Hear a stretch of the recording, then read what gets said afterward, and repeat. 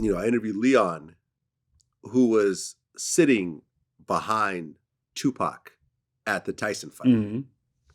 And he explained how Pac was just losing his mind, going crazy, screaming at the ref, calling Bruce Seldon a bum and everything else like that. And he took that energy into the lobby.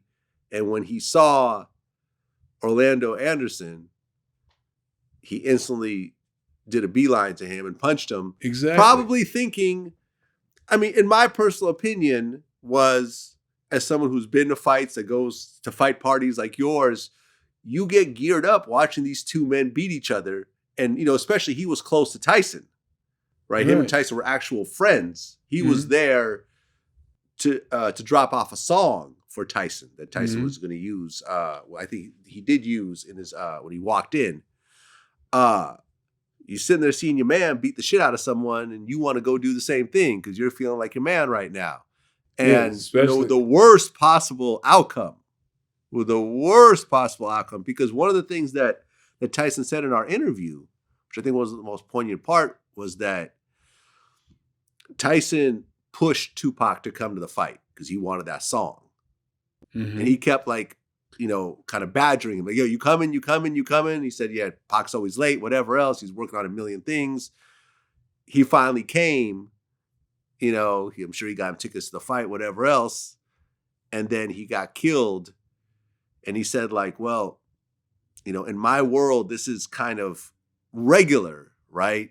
Fight breaks out, someone gets shot. This is a regular Brownsville kind of thing. It just happens to be Tupac this time. Yeah. But he said he felt bad. He still to this day feels guilty that Pac got killed because he wanted him to come to his fight.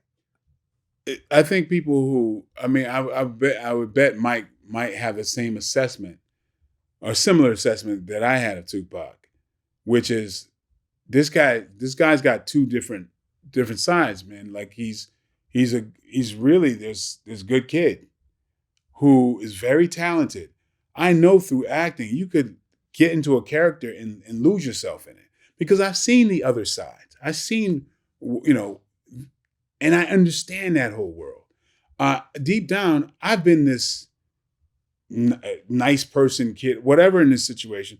I remember when I used to walk to the center every day. And the drug kingpin of my time used to drive around in three blacked out BMWs. He would do it to where you wouldn't know which BMW he was in. We had a mutual respect because he knew me. I used to, fight in the streets a lot. I had a reputation. And he nicknamed me Bam Bam because I was this strong young kid. So they pull over and yo, Bam, hop in. I'm like, what? I don't want to say his name. A lot of people, there's a whole nother story with that. But now, so I think he's going to drop me off at the community center, but we get on the freeway, we go into New Haven. Now, a lot of the drug dealers used to run the summer league basketball game, but I'm hanging with the crew. It's like, whoa, oh shit. I'm here talking to the Kingpin. I'm talking to this cat here is the enforcer cat. Man, you almost never heard him talk. Little dude, dangerous, got like a bunch of bodies on him. We go to this summer league thing. I'm not saying nothing. I'm along for the ride. We get out. I'm trooping with the baddest dudes in the area for different cities. I sit there, I feel like I've arrived. Homeboy stops the basketball game and was talking to this dude about 6'5". Center court was doing some, maybe older money or whatever, but the whole basketball game stops. I'm talking to this, I see some cute girls, I'm talking to them or whatever.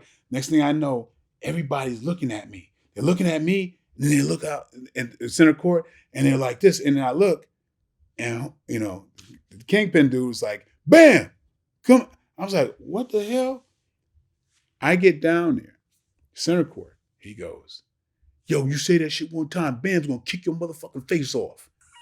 And I'm like, if you do, shoot, I guess I'm gonna have to kick your face off. Like, I knew I wasn't gonna leave there without giving a show, because I felt like that's what he brought me for. Yeah. He gonna make me kick this dude in the face, right?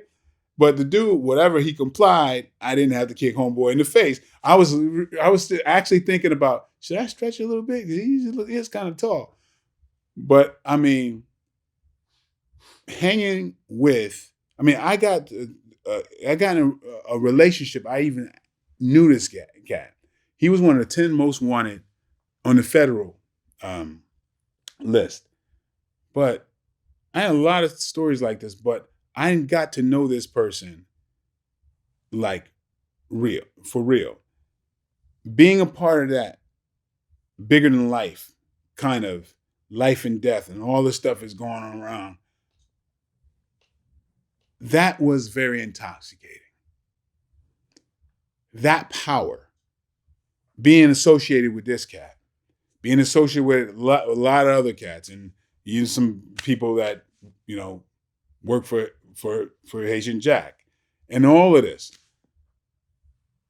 I'm glad and thank God I saw a different route out, because that can hold you. That's like, you watching movies, and the movies ain't got nothing on your life. Yeah. So, man, I know that life. And now in my art, I could bring that with me, and I could direct the stuff I saw. And so I can put that in my art. But I understand that life, and it's man, we're losing a lot of people to the lure of that.